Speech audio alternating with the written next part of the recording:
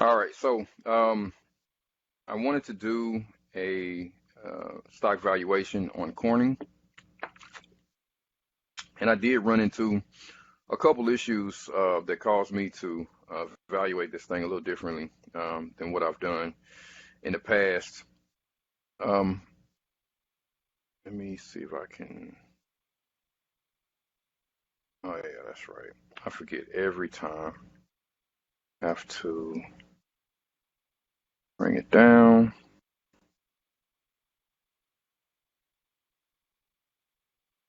and even after I do that, still. All right. So. Yeah. All right. First things first, since I'm kind of on the screen, one thing I noticed is that Corning, because they do business pretty much all over the world, they have a really huge foreign exchange risk, meaning that they make money in yen, they make money in the Chinese yuan, they make money in the Korean won, and they also make money in euro, and they're having to convert that currency into US dollars in order to report their earnings. And of course, many times the stock price moves around based on earnings. Analysts predict these earnings and so forth. Now, the company has stated that they typically try to keep, Japanese yen in Japan. They try to keep the euro in Europe so that they don't have to worry about actually losing money um, on the conversion. But again, I think it's really important to show just how much of a difference this can make. And so, what we're looking at right now is the current income statement for Corning. I'm gonna have to load this up a bit, and so we can see here foreign currency translation. They've lost almost $200 million. Um, in the past, let's see if I have that here. Mm, May not have it queued.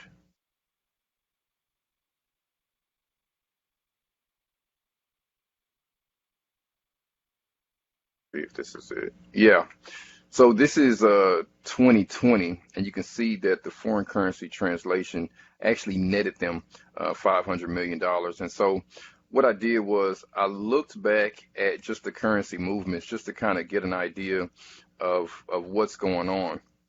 And I don't think we need to go too deep into this, but this is the South Korean won, and you see here in December 2020, prices there, and then it goes up, right? Okay, so let's now look at the euro.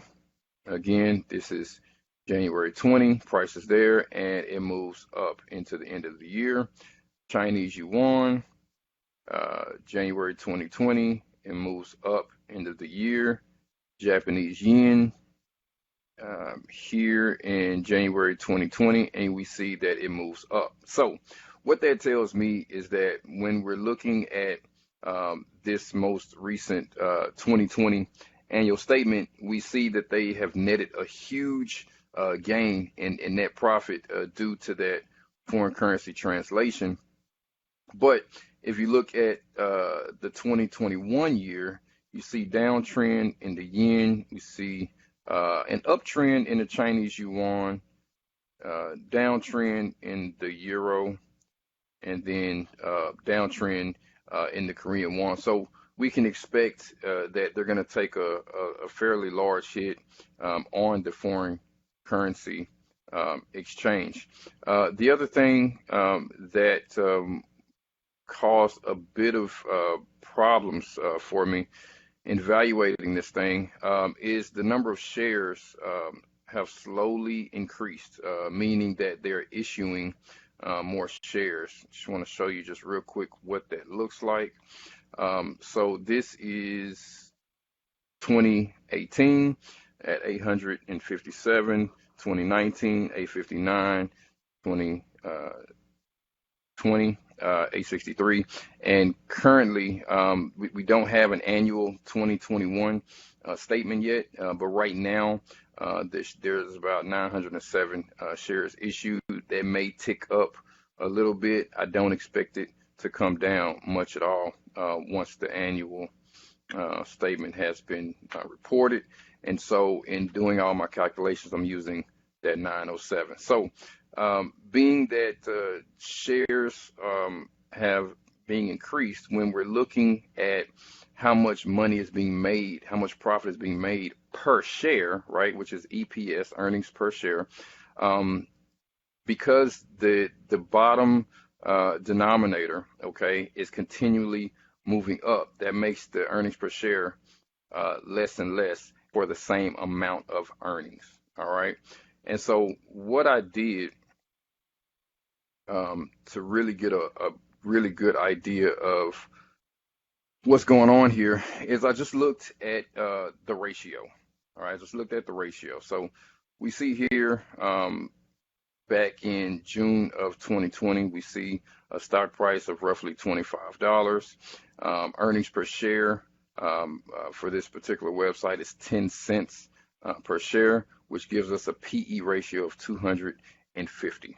Okay, and so we see the same thing here, right? So 31, 157, 20 cents. Okay. Same thing here. It's about half, 35, right? 50, 70. Okay. So the ratio stays about the same. And so what I wanted to look at is just what the earnings per share have been as a percentage of the price. All right. Now, I did this based on an average. And so we have the price here of September 21, there's June 21, and there's March 21. Okay. And then this is the earnings per share. Again, this is from Macro Trends. I'll be sure to throw that link up on the in the description. And then so looking at an average price for the year to date, we have $39.80. The current price is roughly $36.75. Yeah. So we're a little under what the average price has been, and clearly you can see the price has shot up quite a bit. And we'll talk about why here in a moment. But either way, $39.80 is what we got for an average price. And then I did the same thing for earnings per share. On average, it's been $1.09 per share. Okay. And again, I have to assume at this point that is accounting for any changes in the number of shares issued. All right. Now, when we look at that, $1.09 out of $39.80 is roughly 3%. So, 3% of the stock price is actual earnings. The rest of it is intrinsic value, which basically means the amount of money people are willing to spend above what the earnings actually are. So let's talk about that. When you purchase a stock, right, what you're purchasing are the future earnings. And so there's formulas that talk about what those future earnings can be, years from now and things of that nature. I don't get into that because we don't know what the earnings are going to be years from now. I mean, you can try and guess. You can use statistics to try to get it right, but I never look that far ahead. And so what we're doing is we're looking backwards and just seeing what has happened. Okay, what has happened. And so we know that, and I'm sorry, let me back up. The intrinsic value, the intrinsic price of the stock, again, is what someone is willing to pay over what it's actually worth. Okay, so you're paying for future earnings. We know that the earnings right now are $1.09 per share. And so the question is, how much are you willing to spend to have that $1.09 per share basically in perpetuity? Again, it gets really cloudy when you start talking about, well, what are future earnings, right? We don't know. Right now we know it's $1.09 a share. And so people right now are willing to spend $36.75 for that $1.09. All right. And so again, that represents 3% of the share price. Again, this is averaged over the last 9 months, basically. Okay. All right. So looking historically, okay, for 2020, the earnings were about 1% of the share price. In 2019, earnings were about 5% of the share price. And then going back to 2018, we have negative earnings. Therefore, we don't really have a PE ratio and we don't really have earnings either. Okay. Now, here's what I think is happening. Okay. If we're looking at the earnings in 2018, we see that they're negative, right? They're negative. And then all of a sudden, December 2018, they turn positive. That's a great thing. It means that the company was doing bad and now they're doing better. Now, what happens is in 2019, they just kill it, right? They kill it. And you have to imagine that for a company to post this negative profit, these losses quarter after quarter after quarter, people are going to start, kind of getting used to that. They're going to say, oh, well, this company is not doing so well. And so when a company comes back and they do really well, like they did in 2019, that surprises a lot of people. It excites a lot of people. And that's why you see this increase not only in share price, but also in the earnings making up a larger portion of the stock price. Okay. I will say this, um, coming from earnings of, negative to positive $1.58, we're looking at the stock price at the end of these quarters. Okay. What the absolute highest stock price was for the year of 2019, I don't know. I am kind of curious though, now that I'm talking about it. Let's take a quick look and see what we find here. Price.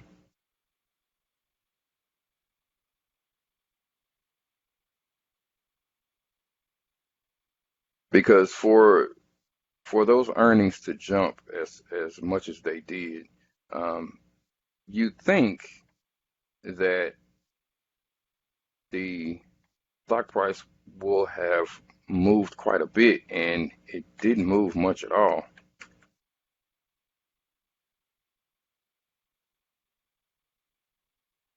And we'll just do 30th, 2019.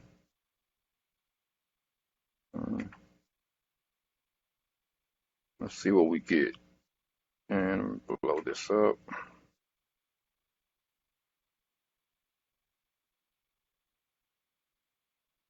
And so I'm just looking to see what the highest price has been.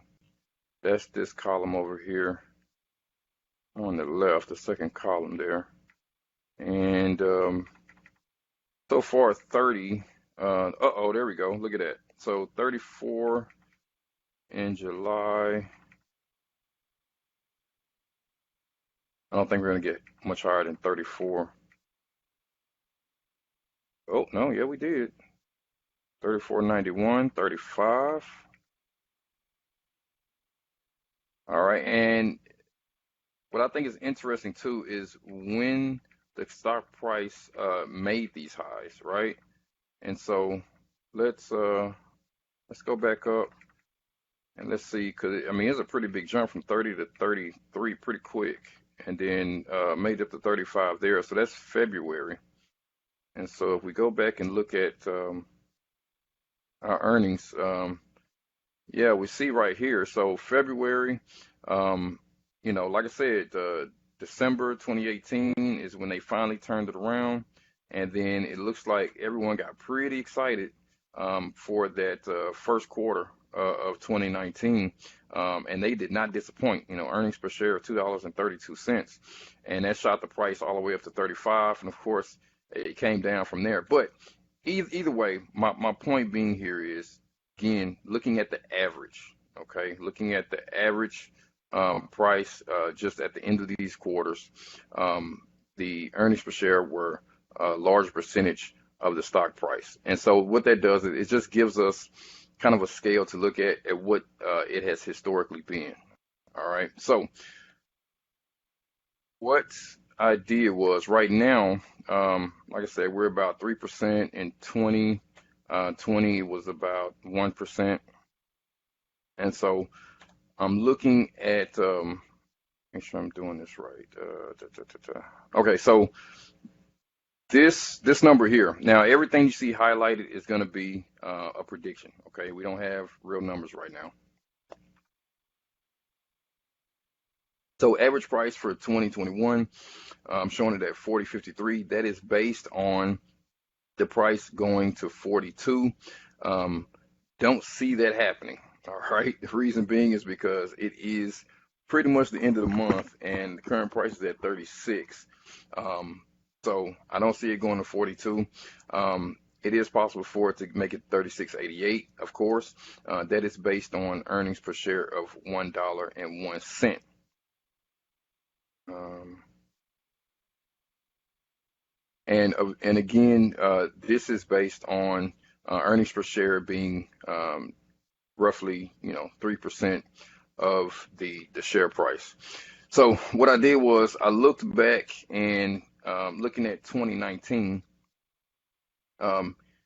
Now, again, we're close to the end of December. We're not quite there yet, but we are very close to this 36.88. So I have to assume that the market is assuming earnings per share of $1.01, even though, like I said, we don't have that number yet. Okay, we're just gonna assume that's $1.01. So if we're looking back at 2019, and we know that earnings per share was 5% of the share price, that gives us a price of $18.53.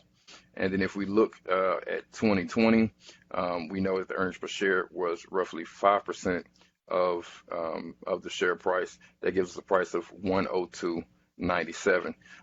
Again, I don't expect that to be the case. Again, this is just a very wide range of possibilities based on historical numbers. Currently, like I said, 36.88 seems to be about where we will end the year. Where it goes from there, I don't know.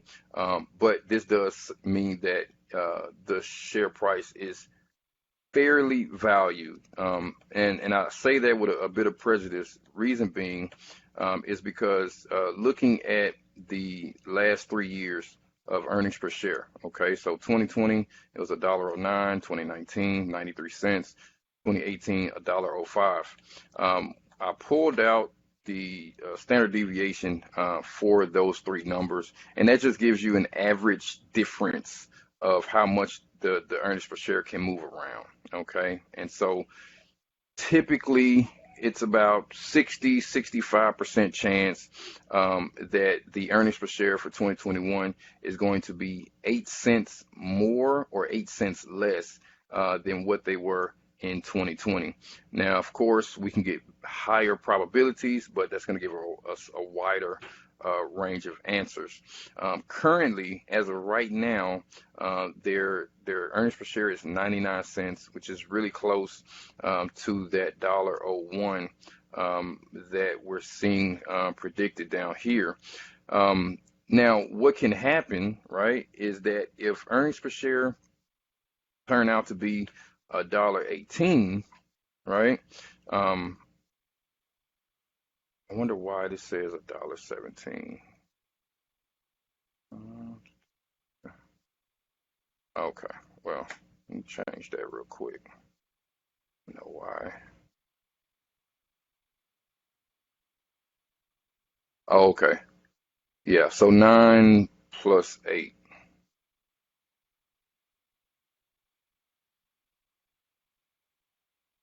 All right, so there's some decimals in there. That's what's going on.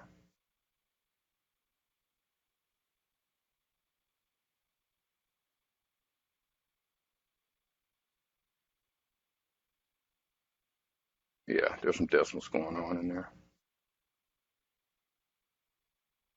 All right, then we can definitely see the price move to maybe 42, 43. That's a that's a big jump. That's what 20% has happened. Um, but at the moment, it's really hard for me um, to see that happen, to be very honest with you. Um, I mean, yeah, I mean, it can happen, but really hard seeing that happen. But the math does say that if they do post earnings of $1.18, that is where the price should go, based on the previous year earnings per share stock price ratio. All right, so $43 per share, 36.88. So again, I'll say fairly valued, fairly valued. All right. Um, One thing that always look at, of course, is the balance sheet, just to give me an idea of what the company is actually worth. Again, 2019, 2018 is what we have actual numbers for. The 2021 numbers is based on 9 months, okay? It's based on September through January. And so what I did was I just did a simple prediction for the remaining of the year, not focus too much on those numbers, honestly. There is a pension that Corning has to deal with. It's a very old company, been around a long time. And so they're constantly having to put money into that pension to pay their retired employees and employees that will retire. Um, I was worried, okay? I was worried because when I got down to the book price, okay, and let me explain the way I get that is I simply take total assets minus total liabilities and I divide it by the number of shares. That's literally how much the company is worth if in fact they sold everything that they own. I did not include goodwill or other intangibles in this number. That is always a practice that I adhere to. Reason being is because goodwill is not tangible. It's not actual cash. It's not an actual thing that you can hold in your hand. Goodwill is something like a brand name, right?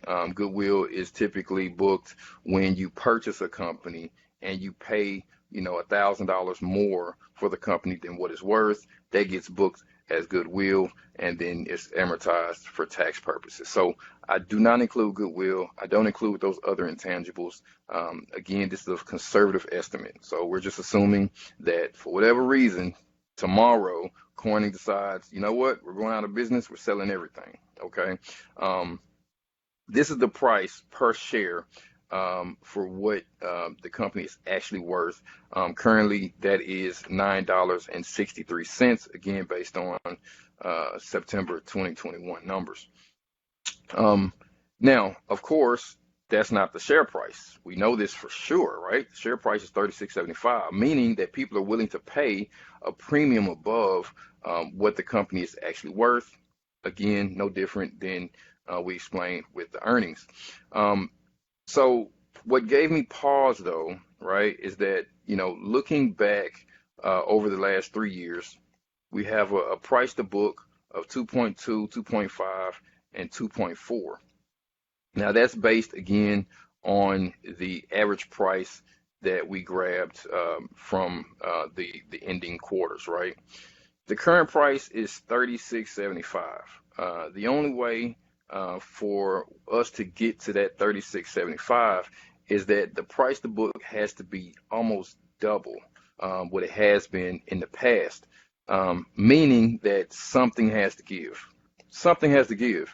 Either the assets are going to have to go way up, liabilities are going to have to come way down, or the stock price is going to have to come down. But something has to happen to get this price to book to a smaller number. Now, I will admit to you that using the ending quarter prices is a bit limiting because, as you've seen in 2019, the price got as high as $35. The highest price we have here is almost 31. Okay, so I understand that you know this 2.4, 2.5 may not be indicative of what the price has actually done from high to low for the year of 2020. But regardless of that fact, currently the price puts us at a book to value of 3.8,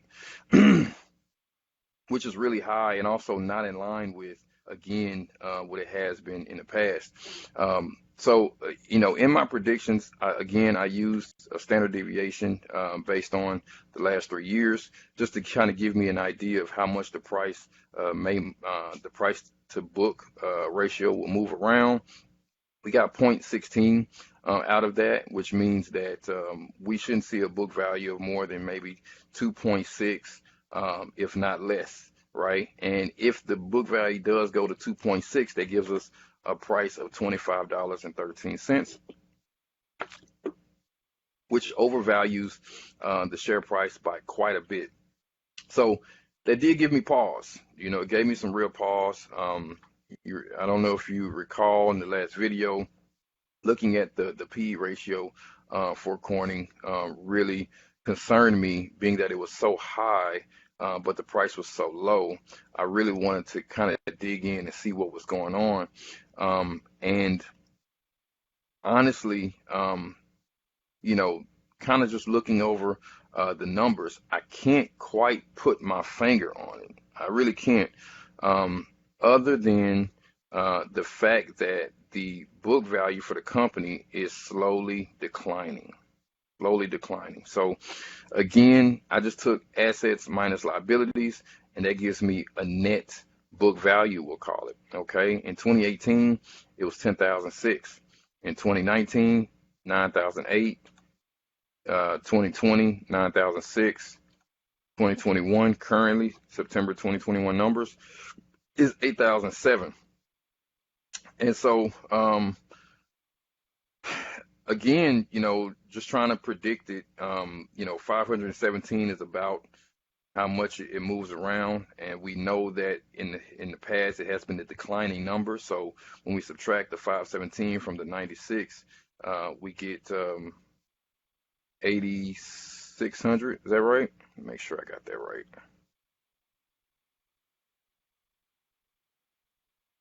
Oh, no. I pulled the net directly from it. Let's do this.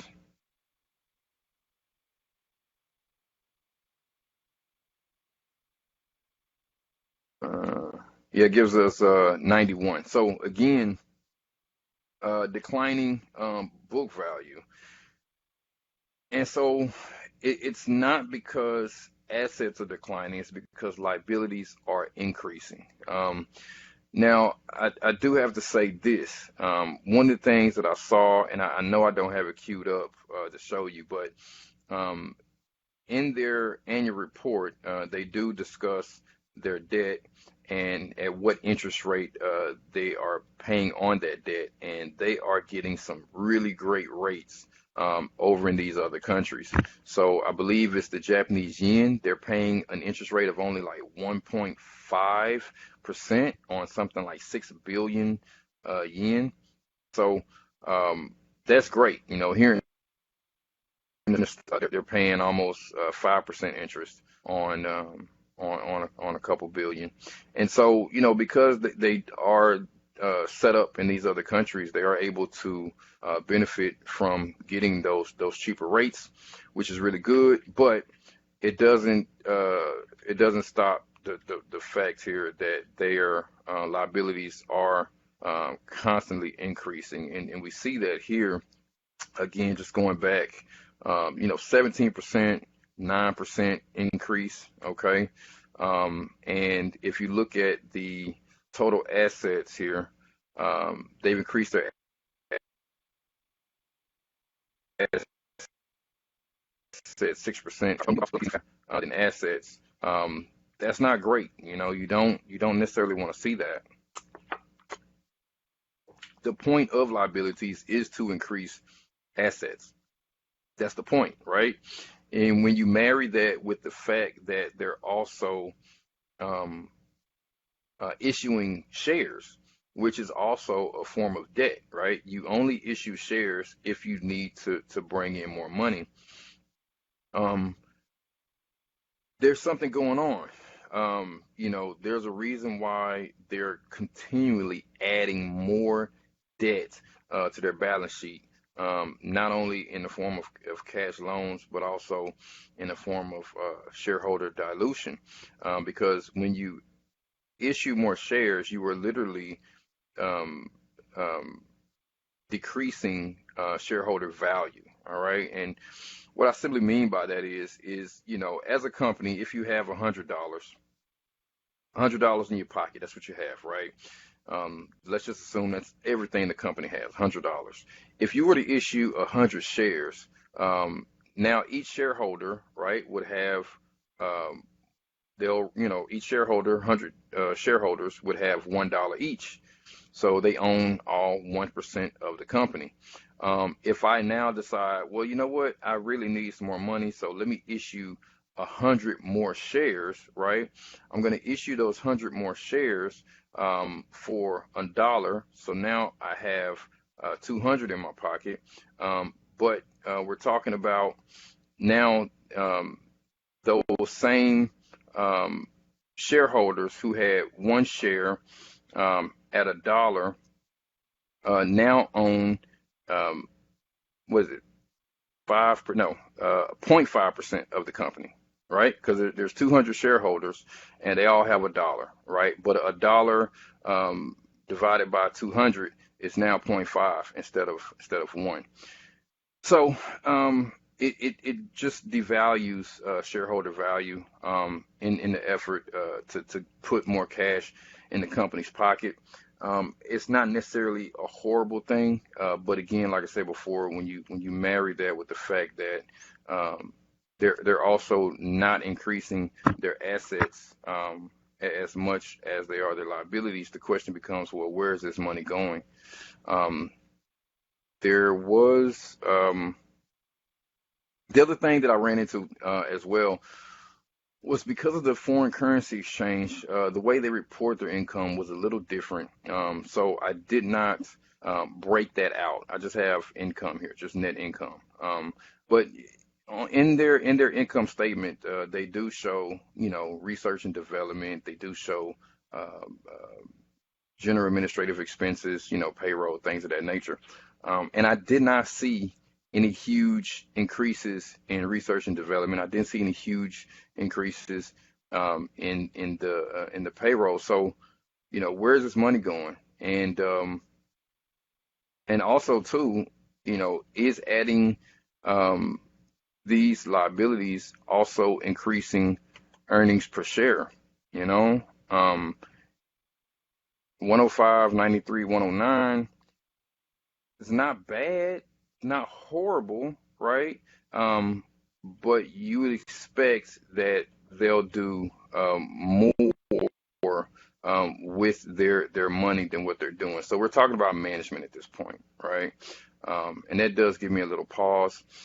But with all of that said, again, the shares are fairly valued based on earnings. Okay, there is a possibility of some upside because I do expect them to report more than $1.01 per share based on my numbers. Okay, and if that happens, maybe that adds some fire to the share price. We've definitely seen it there before. Okay, we were at 42.74 earlier this year, so there's no reason why we can't get back to that number.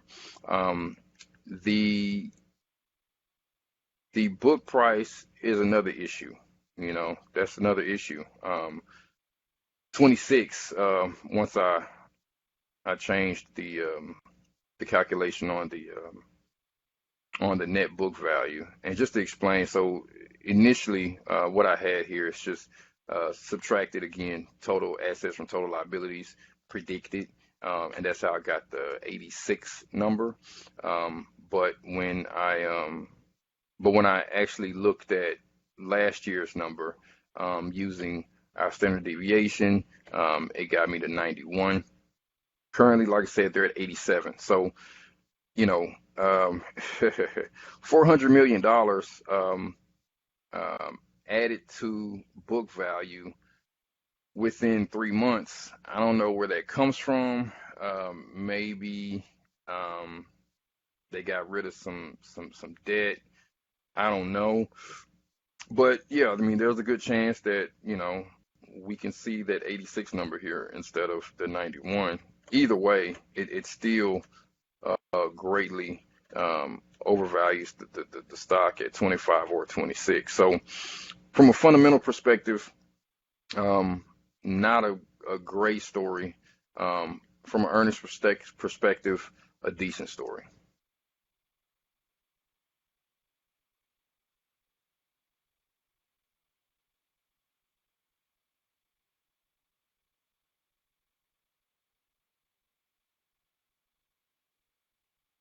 All right, now,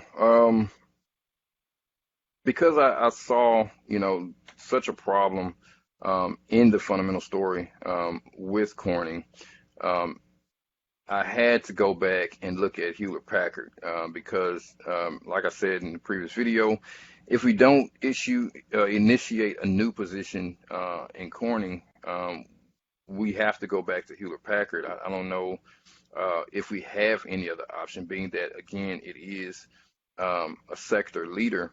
I think IBM came into a close second as far as MVP, but IBM is not on any of the better performing portfolios. So looking at the book value and fundamentals for Hewlett Packard, again, this is 2018 through 2021 numbers.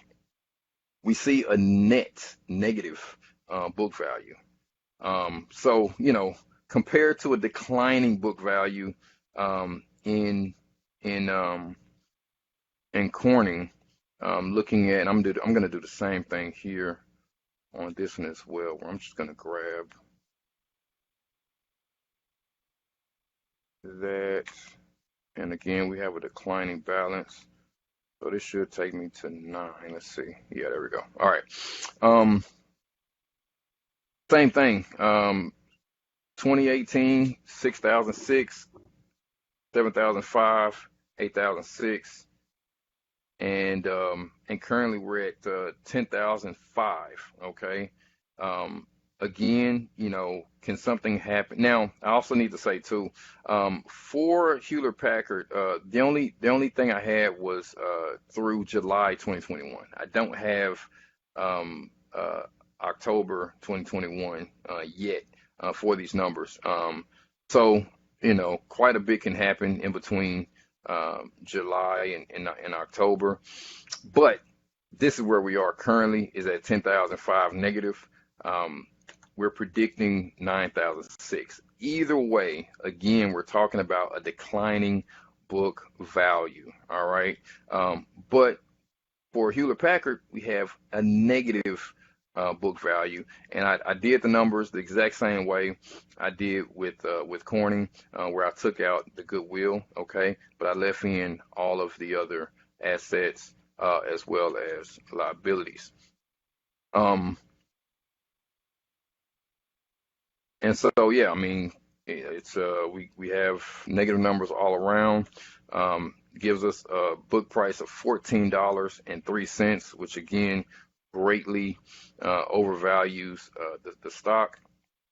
I don't think it's necessary to look at the difference in overvaluation between Hewlett Packard and Corning.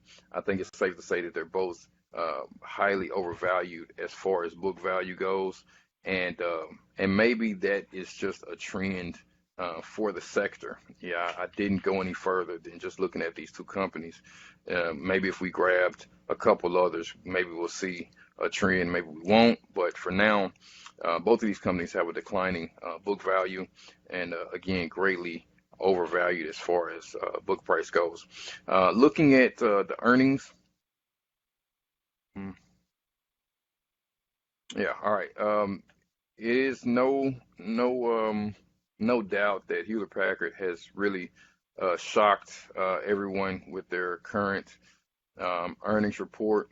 But looking historically, though, it's not really that much of a shock. Back in 2018, they were at $3.78 a share.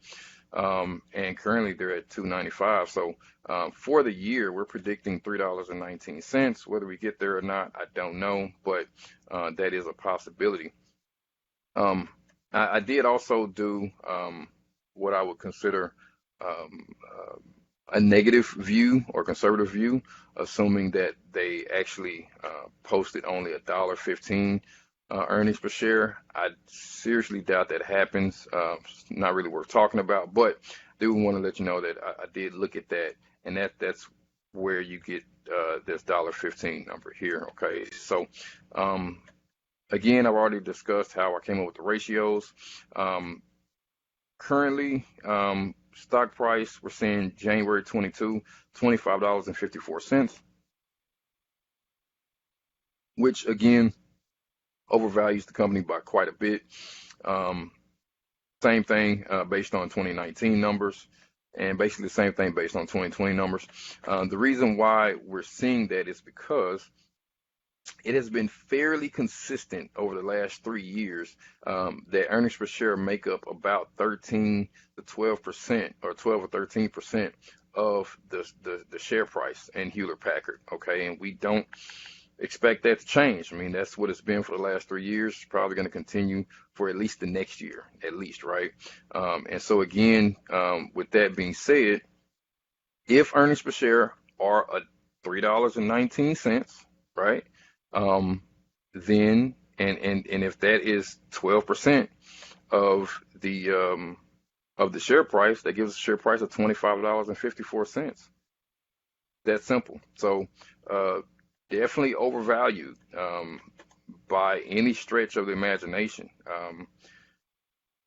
Again, I'll say it again. We are limited based on the prices we have here because they're only quarter ending and not pulling the highest and the lowest from the year.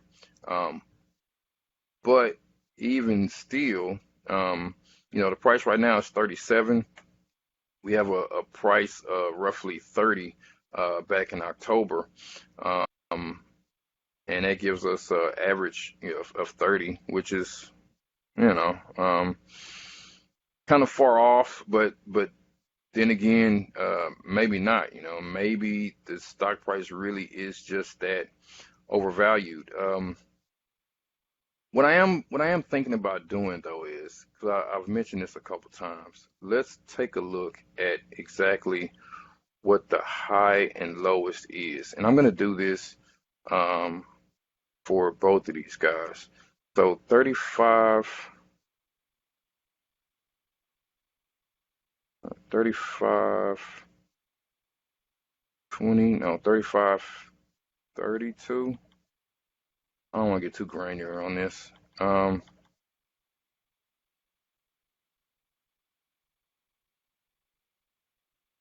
Yeah, let's say 35. Why not? 35, 35 for 2019. And let's see, because I want to give Hewlett Packard a fair shake on this because, like I said, right now it's just way overvalued, and that may have something to do with the short interest that we saw there as well. So this is 2019. Gonna change this to 35, 35. All right, and let's do the same thing for. Oh, it's not gonna let me. There we go. Do the same thing for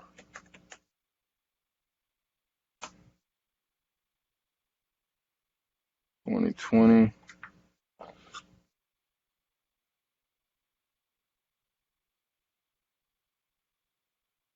36.72. Oh, we got 38.44.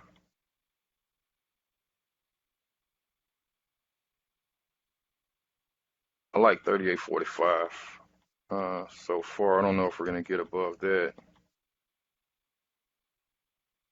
38.45.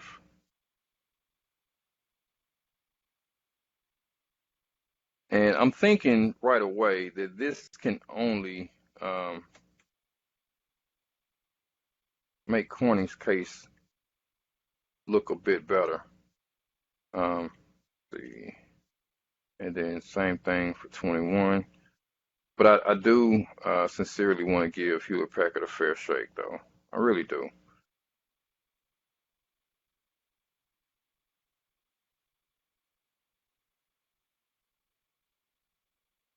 And I also want to say too, while I'm doing this, as a rule, Texas Investments does not involve itself with any sort of borrowing or lending, meaning that we don't short stocks. We don't short stocks. Um, Something like this, when you're looking at valuations like this, um, it is it can be very tempting to. I'm just going to do 25th. I don't think it's going to matter much. It's very tempting to short a stock like this, whether it be straight out a short or shorting via an option, because I'm not seeing anything anywhere close. See 37, 70, 38, 5, 39. You know what? I should see some 40s in here. Let me just get down to those. Maybe a 40 in here somewhere. There we go. 41. There we go. 42, 50. Oh wow, I got all the way up to 44. 44. Hey, wow. 46. Did we get to 47?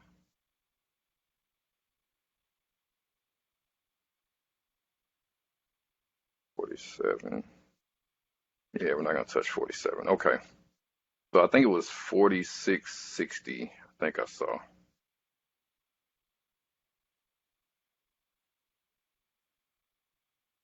Somewhere really close to that.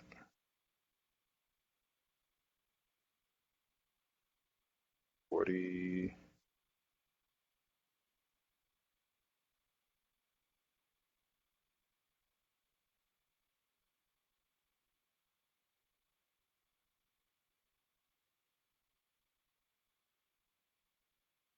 Definitely leaning towards Corning. Like I said before, emotionally, I'm really excited to uh, dive into this company and learn more about it. I think it's a really interesting um, industry to be in, and I think it has a lot of growth potential compared to the PC market of um, of Hewlett Packard. Even though um, I think Hewlett Packard can definitely see some really great tailwinds, at least over the next year for sure. They're talking about schools um, going back to distance learning maybe at some point, and so the Google tablets are going to play a big role in that. 3864, 39, this 3950. See if I get something bigger than that.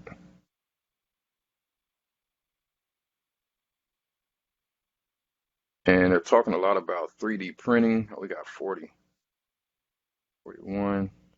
Um, they're still not talking about the specifics in their 3D printing, but they are saying that they're starting to make a bit more money in that space. 43.50, 44. Oh man, I knew there was a problem. This is 2021. Hate when it happens.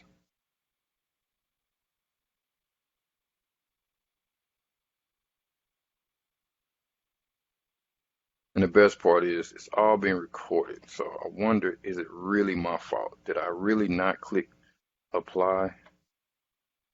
I clicked done and that was it. All right, so 32, 33, 34, 35. Well, we got 36, 36.50. I don't know if we're gonna get higher than that.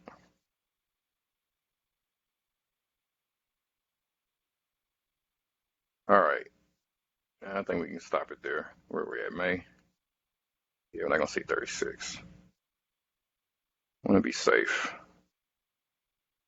All right, cool. So let's do 36.50. All right. So, see, 4% went all the way down to 0.7, so not quite 1%, and that currently puts us at 2%. That gives us a current price of $44 at the $1.01 earnings per share, which undervalues the stock currently, and then gives us 51.38.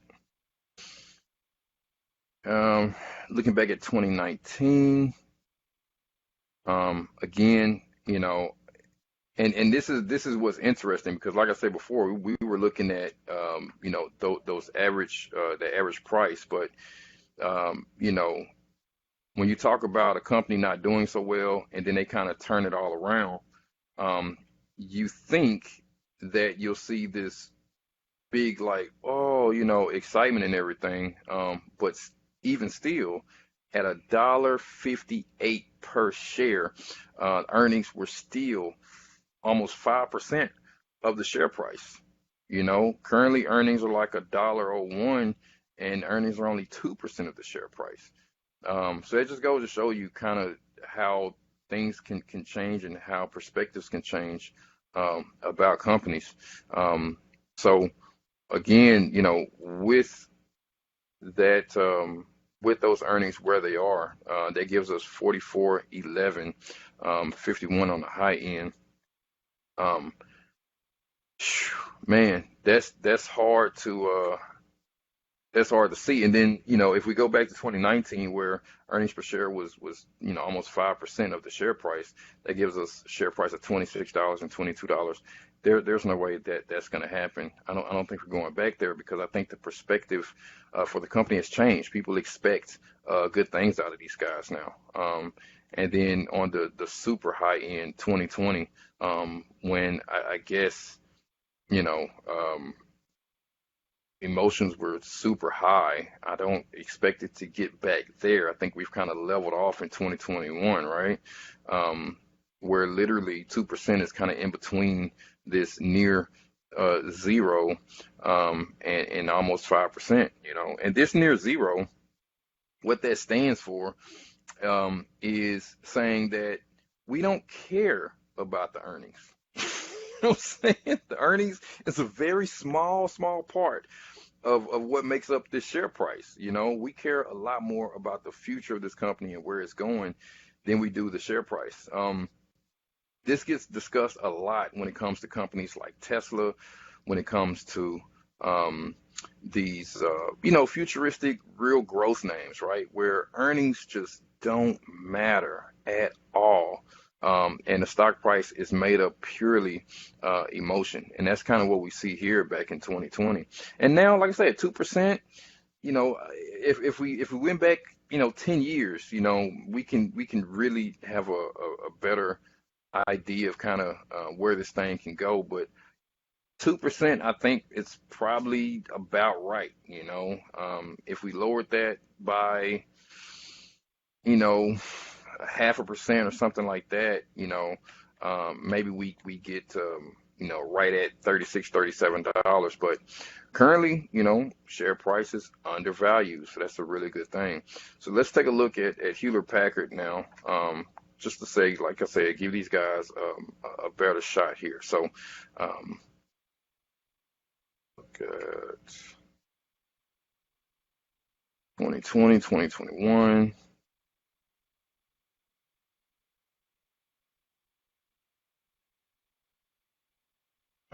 Yeah, I can use this one. Apply, make sure. All right, so 38, 38.50.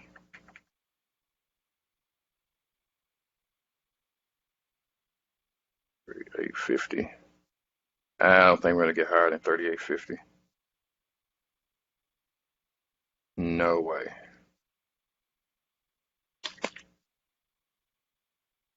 Well, almost. Hold on. Let's make sure.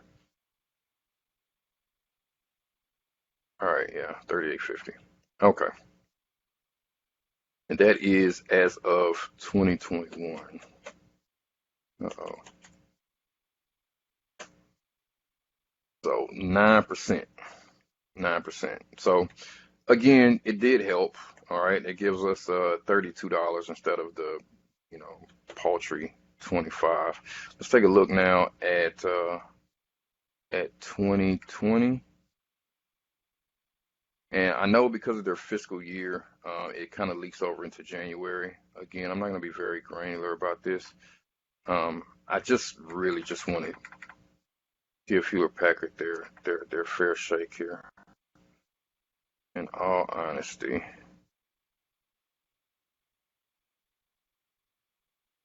And as we can see, it is helping them out a little bit.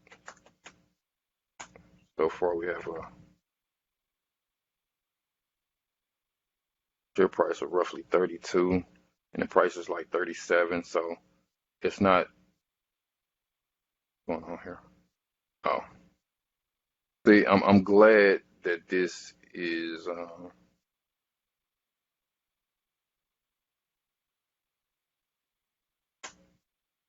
I do this so often.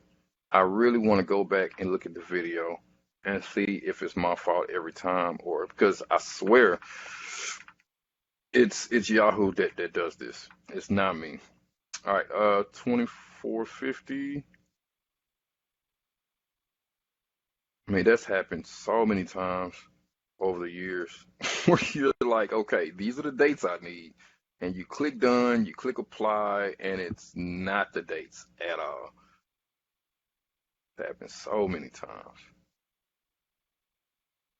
I've always just assumed it was Yahoo. Let me go back and take a look and see if it's user error or not. All right, so 24 is what I got.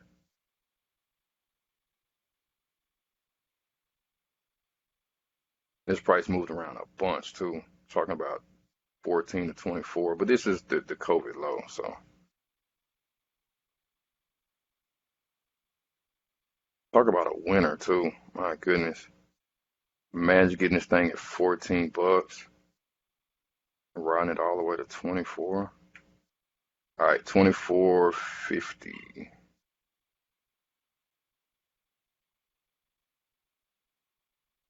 So, all right, so 8%. So instead of it being, 12% of the price, it looks like it's coming down. So that just gives the company just more intrinsic value is what it does. Which, Hewlett Packard deserves. I mean, it is definitely a decent company. I think that their ink business is really decent. High margins in that ink business. And the new program they have where your ink is ordered online through your printer, just genius. 2160.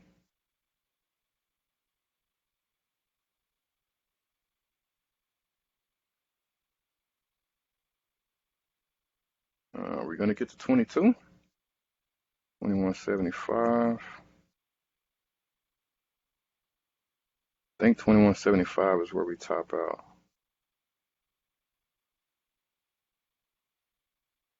Oh, here we go. 24.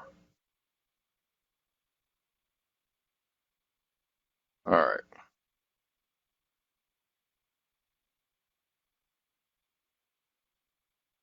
Yeah, so see, so the ratio stays the same, it's not, and so when I see stuff like this, it really gives me confidence in my math and in my numbers that I'm looking at.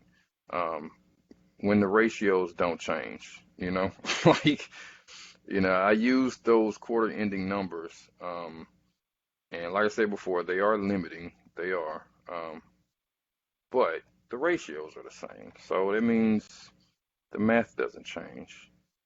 You're not missing out on much at all, especially when you're talking about comparisons. Um, uh-oh, come on. There we go.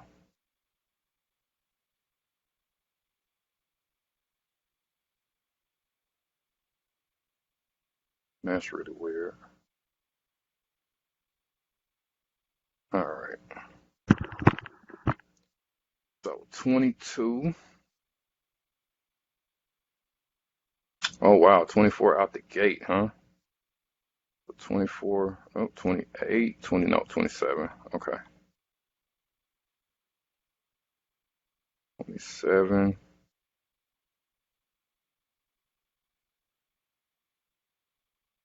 That says a lot too. I mean, this is 2018.